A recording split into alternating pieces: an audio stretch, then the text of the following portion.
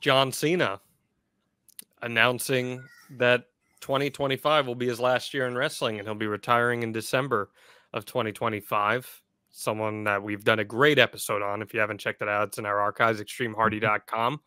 What do you think about Big Match John's retirement?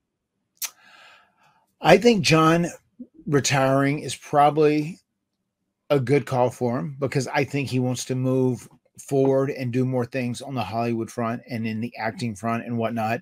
And I think he, by kind of setting a timetable on it, like 2025 over the course of that year is when he's going to do his retirement and when he's going to finish up. I think he'll have a run of very interesting matches, very interesting feuds, and there'll be people that he'll elevate along that path, and they'll make it emotional. They'll find a way to tie into the storytelling where it seems real emotional, and you're going to miss him, and it's going to be, you're going to bereave him whenever he's gone.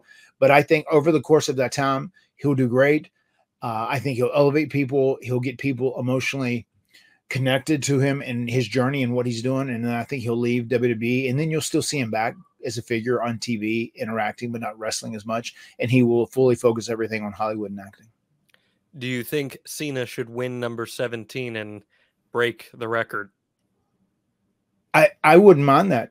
I wouldn't mind that at all. I mean, I think he is such a WWE loyalist. Like I wouldn't mind that. I mean, he would be a great guy to get that honor, because when you look back at him and it's all said and done, he spent his entire career at WWE and for WWE. And he really is one of the more loyal employees that has ever worked at WWE. So yeah, I wouldn't mind that at all. I didn't hate that.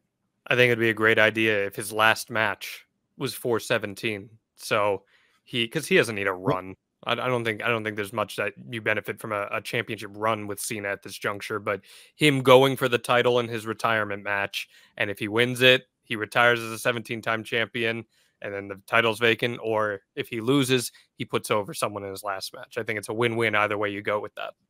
I do think I think there is something that could be valuable from a run with John Cena. I just think if people get so emotionally if they get so emotionally connected to him in this journey, like, oh my God, we don't want it to be over. We don't want to be over. And he gets into like a title match. I feel like he could win.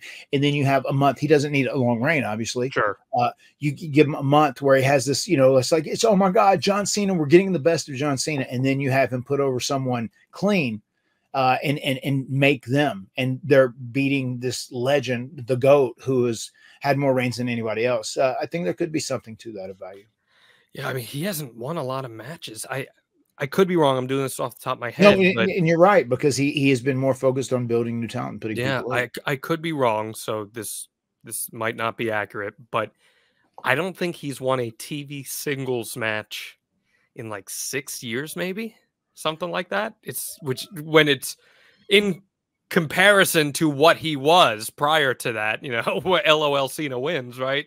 It's pretty wild to see how that has changed over time, but nonetheless, hey, kudos to John.